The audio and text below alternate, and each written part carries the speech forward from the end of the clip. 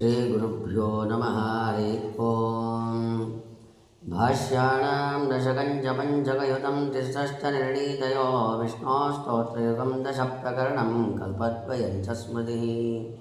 श्रीकृष्णामृततन्त्रसारयमकन्यायावलीदीपनं मीनाकारि सदैव मध्वमनिराडद्यासुविद्यान्मम यस्य श्रीहनुमाननुग्रहबलात्तीर्णाम्बुधिर्लीलया लङ्कां प्राप्य निशम्य रामदयितां भक्त्वावनं राक्षसान् अक्षादीन् विनिहत्य वीक्षदशकं दग्ध्वा पुरीं तां पुनस्तीर्णाब्धिकविपर्युतोऽयमनमत्तं रामचन्द्रं भजे।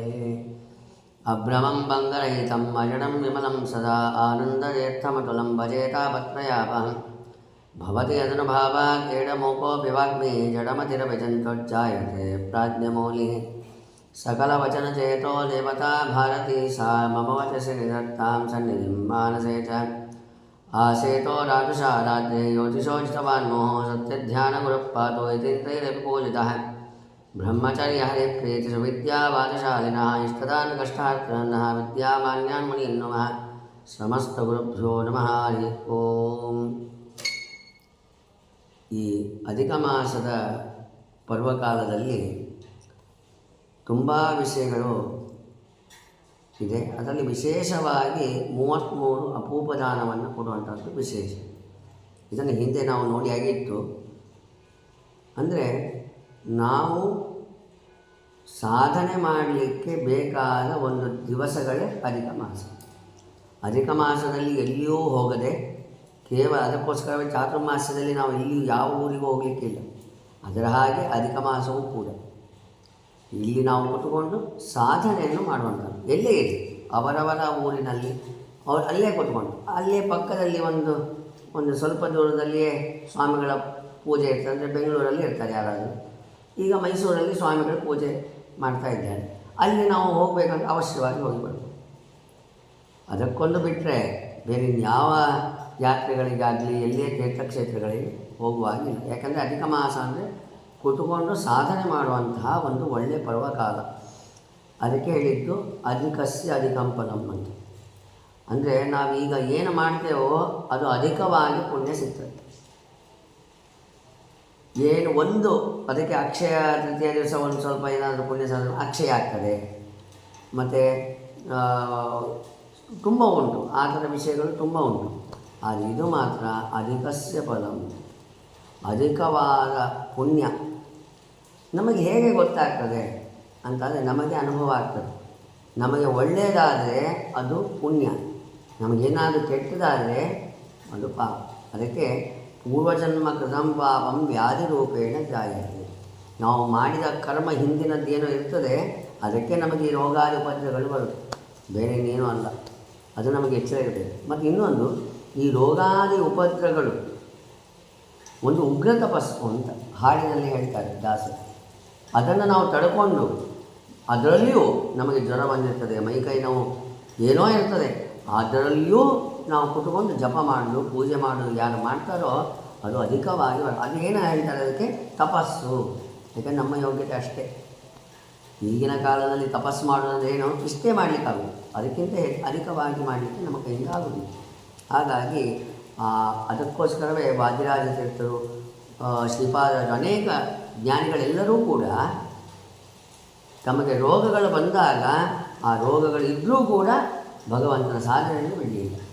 ಹಾಗಾಗಿಯೇ ಅಷ್ಟು ಮಹತ್ವ. ಆವಾಗೇನಾಗ್ತದೆ ಅದು ತಪಸ್ಸು. ನಮಗೂ ಅಷ್ಟೇ, ನಮಗೇನೋ ಒಂದು ಉಪದ್ರವಗಳಾಗಿರ್ತದೆ, ಆವಾಗ ಭಗವಂತನ ನಾಮಸ್ಮರಣೆ, ಶ್ರೀಕೃಷ್ಣಾಯ ನಮಃ, ರಾಮಾಯ ನಮಃ, ಹರೇ ರಾಮ ಹರೇ ರಾಮ ರಾಮ ರಾಮ ಹರೇ. ಭಾಗವತದ ಸಂದೇಶ ಕೊನೆಯಲ್ಲಿ ಹೇಳುವಂಥದ್ದು ಏನಂದರೆ ಹರಯೇ ನಮಃ ಅಂತ ಹೇಳುವುದು.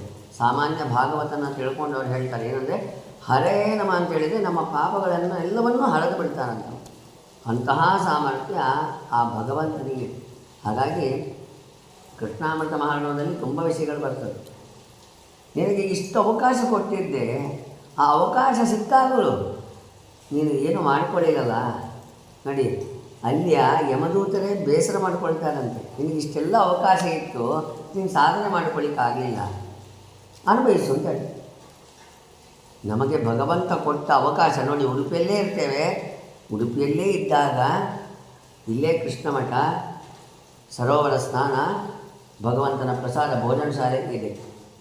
ನಾವು ಅದು ಬಿಟ್ಟು ಏನು ಮಾಡ್ತೇವೆ, ಬೇರೆ ಟಾಕೀಸಿಗೋ ಹೋಟೆಲಿಗೋ ಬಾರಿಗೋ ಇದನ್ನು ಮಾಡ್ತೇವೆ. ಎರಡೂ ಒಂದೇ ಕಡೆ, ಮೊಬೈಲ್ ಇದ್ದ ಹಾಗೆ ಒಂದೇ ಕಡೆ. ನಮ್ಮ ಚಾಯ್ಸ್ ಭಗವಂತ ಕೊಟ್ಟು ನೋಡ್ತಾನೆ. ನಾವು ಒಬ್ರಿಗೆ ಒಂದು ಪುಸ್ತಕ ಕೊಡ್ತೇವೆ, ರಿಟರ್ನ್ ಅದೇ ಥರ ಕೊಟ್ಟರೆ ಮತ್ತು ವಾಪಸ್ ಅವನ ಹತ್ರ ಮಾತಾಡ್ತೇವೆ. ಅವನು ವ್ಯತ್ಯಾಸ ಮಾಡಿ ಗಲೀಜು ಮಾಡಿ ಕೊಟ್ಟ ಅಂದರೆ ಖಂಡಿತವಾಗಿಯೂ ಅವನಿಗೆ ನಾವು ಪುಸ್ತಕ ಕೊಡೋದು. ಭಗವಂತನು ಹಾಗೆ, ಭಗವಂತ ಕರುಣಾಮೂರ್ತಿ. ನಾವು ಏನು ತಪ್ಪು ಮಾಡಿದರೂ ಕ್ಷಮಿಸ್ತಾನೆ. ನೋಡಿ, ಅರ್ಘ್ಯಂ ಸಮರ್ಪಯಾಮಿ, ಭಗವಂತನಿಗೆ ಅರ್ಘ್ಯ ಕೊಡ್ತೇವೆ. ಅದೇ ನಮ್ಮ ಮಗಳ ಮದುವೆ ಮಾಡಿದ ಮೇಲೆ ಅಳಿಯನಿಗೆ ನಾವು ಅರ್ಘ್ಯಂ ಸಮರ್ಪಯಾಮಿ ಛತ್ರಂ ಸಮರ್ಪಯಾಮಿ ಅಂತೇಳಿ ನೀರಿನಲ್ಲಿ ಕೊಟ್ಟರೆ ಕಪಾಳ ಕೊಡಿತಾರೆ. ಏಕೆಂದರೆ ಛತ್ರ ಅಂದರೆ ಛತ್ರಿಯೇ ಕೊಡಬೇಕು. ಆದರೆ ನಾವು ಕೊಡೋದು ಭಗವಂತನಿಗೆ ಬರೀ ನೀರು ಕೊಟ್ಟದನ್ನು ಅಧಿಕವಾಗಿ ಕೊಡ್ತಾನೆ ಭಗವಂತ. ಇಷ್ಟು ಮಾಡಲಿಕ್ಕಾಗಲಿಲ್ಲಲ್ಲ. ಹಾಗಾಗಿ ನಾವು ಮಾಡಬೇಕಾದರೆ ಎಚ್ಚರಗೊಟ್ಟು ಮನಸ್ಸಿನಲ್ಲಿ ಇಟ್ಟುಕೊಂಡು ಸಂಕಲ್ಪಪೂರ್ವಕವಾಗಿ, ಅದಕ್ಕೆ ಹೇಳಿದ್ದು ಸಮರ್ಪ್ಯ ಕೃತ್ಯಾನಿ ಪ್ರತೀಕೃತಾನಿ. ಸಂಕಲ್ಪ ಮತ್ತು ಕೃಷ್ಣಾರ್ಪಣ ಅದು ಪ್ರಧಾನವಾದ ಅಂಶ. ನಾವು ಭಗವಂತನನ್ನು ನಿತ್ಯದಲ್ಲಿ ಪೂಜೆ ಮಾಡಬೇಕು. ಈ ಅಧಿಕ ಮಾಸದಲ್ಲಿ ಏನು ಅಂದರೆ ಅಪೂಪದಾನವೂ ವಿಶೇಷ. ನೋಡಿ, ಕೃಷ್ಣಾಮೃತ ಮಾನವದಲ್ಲಿ ಅದೇ ವಿಷಯ ಬರ್ತದೆ. ಏನಂದರೆ ಪ್ರದಕ್ಷಿಣೆ ಹಾಕಲಿಕ್ಕೆ ಏನು ಖರ್ಚಿದೆ, ಭಗವಂತನ ಪೂಜೆಗೆ ಏನು ಖರ್ಚಿಲ್ಲ. ಪತ್ರಂ ಪುಷ್ಪಂ ಫಲಂ ತೋಯಂ, ಏನು ಸಮಸ್ಯೆ, ಮನಸ್ಸಿನಲ್ಲಿಯೇ ಪೂಜೆ ಮಾಡಬೇಕು ಅಂತ. ಅದೇ ಪ್ರಧಾನವಾದ ಪೂಜೆ. ನೋಡಿ, ಪ್ರದಕ್ಷಿಣೆ ಹಾಕ್ತೇವೆ. ಪ್ರದಕ್ಷಿಣೆ ಹಾಕುವಾಗ ಏನು ಕಷ್ಟ ಉಂಟು, ಏನು ಖರ್ಚಾಗ್ತದೆ. ನಮಸ್ಕಾರ ಆಗ್ತದೆ, ಏನು ಖರ್ಚಾಗ್ತದೆ. ಹಾಗಾಗಿ ನಾವು ಮಾಡುವಂತಹ ಕರ್ಮಗಳೆಲ್ಲವೂ ಕೂಡ ಭಗವಂತನಿಗೆ ಪ್ರೀತಿಯಾಗಿ ಅಂತ ಮಾಡಬೇಕು. ಮತ್ತು ಅಷ್ಟಲ್ಲದೆ ಭಗವಂತನ ವಿಷಯದಲ್ಲಿ ನಾವು ಏನೇ ಮಾಡಿದರೂ ಖರ್ಚಿಲ್ಲ. ನೋಡಿ, 33 ಪ್ರದಕ್ಷಿಣೆ ಅಧಿಕ ಮಾಸದಲ್ಲಿ ನಿತ್ಯದಲ್ಲಿ 33 ಪ್ರದಕ್ಷಿಣೆ, 33 ನಮಸ್ಕಾರ, ಎಷ್ಟು ಪುಣ್ಯ. ಅದಕ್ಕೆ ಹೇಳ್ತಾರೆ, ಒಂದು ನಮಸ್ಕಾರ ಹಾಕಿದರೆ ಅಶ್ವಮೇಧ ಯಾಗ ಮಾಡಿದ ಪುಣ್ಯ. ಭಗವಂತನ ತೀರ್ಥಕ್ಕೆ ಅಂದರೆ ಇದೆಲ್ಲ ಅನುಸಂಧಾನ ಇಟ್ಟುಕೊಂಡು ಮಾಡಿದರೆ. ಯಾಕೆಂದರೆ ನಾವು ಹೇಳಿದ ತಕ್ಷಣ ಭಗವಂತನ ನಾಮಸ್ಮರಣೆ ಹೇಳಿತು ಅಂದರೆ ಎಲ್ಲ ಪಾಪಗಳ ರಾಶಿ ಎಷ್ಟು ಪರ್ವತದಷ್ಟಿದ್ದು ಪರಿಹಾರ ಆಗ್ತದೆ ಅಂತ. ಆದರೆ ಒಂದೊಂದು ಕ್ಷಣಕ್ಕೂ ನಾವು ಎಷ್ಟು ಪಾಪ ಮಾಡಿರ್ತೇವೆ ಅದೇ ಎಚ್ಚರ ಇರಬೇಕು. ಮಾತಾಡುವಾಗ ಎಷ್ಟೋ ಜೀವರಾಶಿಗಳನ್ನ ಕೊಳ್ತೇವೆ, ನಡೆಯುವಾಗ ಕುತ್ಕೊಳ್ಳುವಾಗ ಎಷ್ಟು ನಾವು ಪಾಪಗಳನ್ನು ಮಾಡ್ತೇವೆ. ಅದಕ್ಕೆ ಶ್ರೀಪಾದರಾಜರು ಕ್ಷಣ ಕ್ಷಣಕ್ಕೆ ನಾವು ಮಾಡ್ತೇವೆ ಪಾಪ. ಆ ಪಾಪಗಳನ್ನು ಪರಿಹಾರ ಆಗಬೇಕಾದ್ರೆ ಭಗವಂತನೇ ಅನುಗ್ರಹ, ಅವನ ನಾಮಸ್ಮರಣೆ ಪ್ರಧಾನ. ಅವನ ನಾಮಸ್ಮರಣೆ ಇಲ್ಲದೆ ಇಲ್ಲ. ಅದಕ್ಕೋಸ್ಕರ ನಾವು ಈ ಸಮಯದಲ್ಲಿ 33 ಅನ್ನುವಂಥದ್ದು ಕೇವಲ ಅಪೂಪ ಮಾತ್ರ ಅಲ್ಲ, ಅಪರೂಪವಾದ ಭಗವಂತನ ನಾಮಸ್ಮರಣೆ. ಯಾವುದಾಗ್ಬೋದು. ನಖಸ್ತುತಿ 33 ಸಲ ಪಾರಾಯಣ ಮಾಡ್ತೀನಿ, ವಾಯುಸ್ತುತಿ 33 ಸಲ ಪಾರಾಯಣ, ಯಾವುದಾದ್ರೂ ಇಟ್ಬೋದು. ಹಾಗಾಗಿ ಮಾಡುವಾಗ ನಮ್ಮ ಎಚ್ಚರ ಶ್ರೀಮದ್ ಆಚಾರ್ಯರು ವೇದವ್ಯಾಸರು ಹೇಳಿಕೊಟ್ಟ ಮಾರ್ಗದಲ್ಲಿ ನಾವಿರಬೇಕು. ಮತ್ತು ಆ ವೃತ ಅಧಿಕ ಮಾಸದ ವೃತ ಅದರಲ್ಲಿ ಏನೆಂದರೆ ಅದರಲ್ಲಿ ಸಂಕ್ರಮಣ ಇರುವುದಿಲ್ಲ. ಅದೇ ಅಧಿಕ ಮಾಸ. ಅಧಿಕವಾಗಿ ತಿಥಿಗಳೆಲ್ಲ ಬಂದಿರುವಂಥದ್ದಕ್ಕೆ ಅಧಿಕ. ಭಗವಂತ ಹೇಳ್ತಾನಂತೆ, ನಾನೇ ಈ ಮಾಸದಲ್ಲಿ ಇರ್ತೇನೆ ಅಂತ. ಪುರುಷೋತ್ತಮ, ಪರಮ ಪುರುಷೋತ್ತಮ ಭಗವಂತನೇ ನಾನು ಈ ರೂಪದಲ್ಲಿ ಇದ್ದೇನೆ ಅಂತ ಹೇಳ್ತಾನಂತೆ ಅಧಿಕ ಮಾಸದಲ್ಲಿ. ಯಾಕಂದರೆ ಯಾರೂ ಬರುವುದಿಲ್ಲ ಹೇಳುವಾಗ ನಾನೇ ಆವಾಗ ಆಟೋಮೆಟಿಕ್ ಮೇನ್ ಸ್ವಿಚ್ ಆನ್ ಮಾಡಿದರೆ ಎಲ್ಲ ಬಟನ್ಗಳು ಆನ್ ಆಗಬೇಕಲ್ಲ. ಹಾಗಾಗಿ ಭಗವಂತನೇ ಇದಕ್ಕೆ ಬಂದ ಮೇಲೆ ಎಲ್ಲ ದೇವತೆಗಳು ಖಂಡಿತವಾಗಿಯೂ ಬರ್ತಾರೆ. ಹಾಗಾಗಿ ಅಧಿಕ ಮಾಸದಲ್ಲಿ ಕೇವಲ ಜಪ, ಹೋಮ, ಹವನ ಇದನ್ನೆಲ್ಲ ಭಗವಂತನಿಗೆ ಸಮರ್ಪಣೆ ಮಾಡಬೇಕು. ಎಷ್ಟು ಮಾಡ್ತೇವೋ ಅದು ಒಂದು ಸ್ವಲ್ಪ 33 ಪಟ್ಟು ಮಾಡಿದಾಗ ಹೆಚ್ಚು. ಯಾಕಂದರೆ 33 ಹನುಮಾನ ಸ್ವಾಮಿಗಳು ಹೇಳಿದ ಹಾಗೆ 33 ಗಾಯತ್ರಿ ತುಂಬ ಕಡಿಮೆ, ತುಂಬ ಕಡಿಮೆ ಇದೆ. ಹಾಗಾದರೆ ಏನು ಮಾಡಬೇಕು, 333 ಜಪ. ಈ ರೀತಿ ನಾವು ಮಾಡುವಂತಹ ಏನೇ ಜಪಗಳಿರಲಿ, ಪಾರಾಯಣ ಇರಲಿ, ಏನು ಮಾಡಿದರೂ ಅದು 33 ಪವಮಾನ ಹೋಮ, 33 ಬ್ರಾಹ್ಮಣರಿಗೆ ದಂಪತಿ ಆರಾಧನೆ. ಈ ರೀತಿ ನಾವು ಯಾವುದು ಮಾಡ್ತೇವೆ, ಆದರೆ ಅದನ್ನು ಸಾಲದಿಂದ ಮಾಡಲಿಕ್ಕೆ. ನಾವು ಯಾವುದೇ ಕರ್ಮ ಮಾಡಬೇಕಾದ್ರೆ ಸಾಲ ಇರಬಾರ್ದು. ನಮಗೆ ಭಗವಂತ ಎಷ್ಟು ಕೊಟ್ಟಿದ್ದಾನೆ ಅಷ್ಟು ಕೊಡಬೇಕು. ಅಷ್ಟಲ್ಲದೆ ಭಗವಂತ ನಮಗೆ ಕೊಟ್ಟಿರ್ತಾನೆ, ಎಷ್ಟೋ ಲಕ್ಷಗಟ್ಟಲೆ ದುಡ್ಡು ಕೊಟ್ಟಿರ್ತಾನೆ, ನಾವು ಕೊಡೋದು 1000, 2000, ಅದು ಪ್ರಯೋಜನ. ನಮ್ಮ ಹತ್ರ ಜಾಸ್ತಿ ಇಲ್ಲವೇ ಇಲ್ಲ, ಆದರೆ ಲಕ್ಷಗಟ್ಟಲೆ ಖರ್ಚು ಮಾಡಬೇಕು, ಅದು ಪ್ರಯೋಜನ. ನಿನ್ನ ಹತ್ರ ಎಷ್ಟಿದೆ ಅಷ್ಟೇ ಕೊಡುವಂತ ಭಗವಂತ ಹೇಳಿದೆ. ಆ ದಾನ ಮಾಡಬೇಕಾದ್ರೆ, ಭಗವಂತನ ಸೇವೆ ಮಾಡಬೇಕಾದ್ರೆ, ಭಗವಂತನ ಪೂಜೆ ಮಾಡಬೇಕಾದ್ರೆ ಎಲ್ಲದಕ್ಕೂ ದುಡ್ಡು ಬೇಕು. ಅದಕ್ಕೆ ಎಷ್ಟು ಬೇಕು ನಿನ್ನ ಹತ್ರ ಎಷ್ಟು ಯೋಗ್ಯತೆ ಇದೆ ಅಷ್ಟು ಕೊಡು. ನಮ್ಮ ಹತ್ರ ಯೋಗ್ಯತೆ ಇದ್ದರೂ ನಾವು ಕೊಡೋದಿಲ್ಲ ಅಂದರೆ ಅದು ಮಹಾಪಾಪ. ಹಾಗಾಗಿ ನಮಗೆ ಹೇಳಿದ ವ್ರತ ಅಧಿಕ ಮಾಸದಲ್ಲಿ ಏನು ಅಂದರೆ ಜಪ, ಪಾರಾಯಣ, ಹೋಮ, ವಿಧಿಗಳು. ಇದನ್ನು ನಾವು ನಿತ್ಯದಲ್ಲಿ ಮಾಡಿದಾಗ, ಕ್ಷೇತ್ರದಲ್ಲಿ ಮಾಡಿದರೆ ಇನ್ನೂ ವಿಶೇಷ. ನಮ್ಮ ಮನೆಯಲ್ಲೇ ಮಾಡಿ, ನಮ್ಮ ಮನೆಯೇ ಒಂದು ಕ್ಷೇತ್ರ. ಅದಕ್ಕೆ ಭಗವಂತ ಹೇಳ್ತಾನೆ ಭಗವದ್ಗೀತೆಯಲ್ಲಿ, ದೇಹವೇ ಒಂದು ಕ್ಷೇತ್ರ ಅಂತ.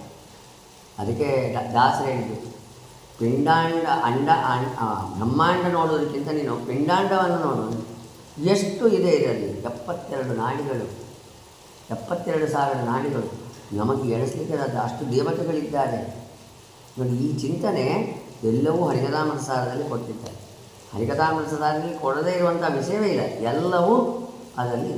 ಹಾಗಾಗಿ ನಾವು ಯಾವುದೇ ಕೆಲಸ ಮಾಡಬೇಕಾದ್ರೆ ಗುರು ಮಾರ್ಗ ಬೇಕು. ಯಾವ ಗುರುಗಳು? ಯಾರ ಸಂಘ? ಸಂಘ ಅಂದರೆ ಭಗವಂತನ ಮತ್ತು ಮಧ್ವಾಚಾರ್ಯರ ಸಿದ್ಧಾಂತಕ್ಕೆ ವಿರುದ್ಧವಾಗದೆ ಜೀವನದಲ್ಲಿ ಯಾರು ನಡೀತಾರೋ ಅವರ ಸಂಘ ಮಾಡಬೇಕು. ಅಂತಹ ಗುರುಗಳನ್ನು ನಾವು ಪಡೆಯಬೇಕು. ನಮಗೆ ಎಲ್ಲರೂ ಸಿಗ್ತಿರ್ತಾರೆ, ಎಲ್ಲರೂ ಗುರುಗಳಾಗೋದಿಲ್ಲ. ಅವನು ಪಾಠ ಮಾಡ್ತಾನೆ, ಇವನು ಪಾಠ ಮಾಡ್ತಾನೆ ಅಲ್ಲ. ಶ್ರೀಮದ್ ಆಚಾರ್ಯರ ಸಿದ್ಧಾಂತದ ಪ್ರಕಾರ, ವೇದವ್ಯಾಸರ ಸಿದ್ಧಾಂತದ ಪ್ರಕಾರ ಅವನು ಪಾಠ ಮಾಡ್ತಾನ ಅಥವಾ ಅವರು ಜನಗಳು ಹಾಗಿದ್ದಾರ, ಖಂಡಿತವಾಗಿ ಅವರ ಸಂಘ ಮಾಡಬೇಕು.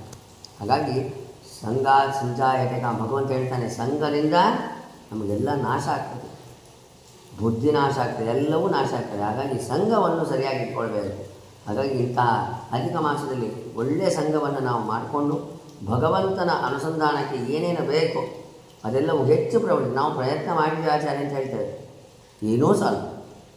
ನಾವು ಒಂದು ಪ್ರಯತ್ನ ಮಾಡ್ತೇವೆ, ಒಂದು 10 ಮೆಟ್ಲು ಹತ್ತುವಷ್ಟು ಪ್ರಯತ್ನ ಮಾಡ್ತೇವೆ. ನಮ್ಮ ಯೋಗ್ಯತೆ 20 ಮೆಟ್ಲು ಹತ್ತುವಷ್ಟು ಯೋಗ್ಯತೆ ಇರ್ತದೆ. ಆದರೆ ಆಗುವುದಿಲ್ಲ ಆಚಾರ್ಯ, ಇಷ್ಟೇ ನಮ್ಮ ಯೋಗ್ಯತೆ ಇಷ್ಟು ಇಲ್ಲ. ನಿನ್ನ ಪ್ರಯತ್ನ ಮೀರಿ ಮಾಡಬೇಕು. ನಾವು ಒಮ್ಮೊಮ್ಮೆ ನಾವೇ ಬಾಯಿಂದ ಹೇಳ್ತಿರ್ತೇವೆ, ಇವತ್ತು ಎಂತ ಮಾಡಿದ, ಪ್ರಯತ್ನ ಮೀರಿ ಮಾಡಿದ್ದು ಇವತ್ತು ನನಗೆ ಸಾಕಾಯಿತು. ಇದು ಆಗಬೇಕು.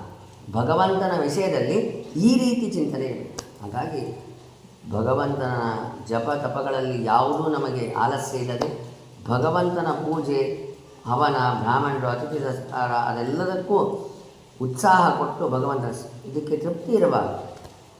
ಈಗ ಟಿ ವಿ ನೋಡ್ತೇವೆ, ಮೊಬೈಲ್ ನೋಡ್ತೇವೆ, ತೃಪ್ತಿ ಇರ್ತದೆ, ಇದಕ್ಕೆ ತೃಪ್ತಿ ಇರಬಾರ್ದು. ಆ ರೀತಿಯಲ್ಲಿ ಭಗವಂತನನ್ನು ಸ್ಮರಣೆ ಮಾಡ್ತಾ ಆ ಪುರುಷೋತ್ತಮನ ನಮಗೆ ಅನುಗ್ರಹ, ಭಾರತೀಯ ನಿರ್ಮಾಣ ಮುಖ್ಯ ಪ್ರಾಣ ಅಂತರ್ಗತ ಲಕ್ಷ್ಮೀ ಪುರುಷೋತ್ತಮ ಅವನ ಅನುಗ್ರಹ ನಮಗೆಲ್ಲರಿಗೂ ಆಗಲಿ ಅಂತೇಳಿ ಶ್ರೀಕೃಷ್ಣ ಅರ್ಪಣ.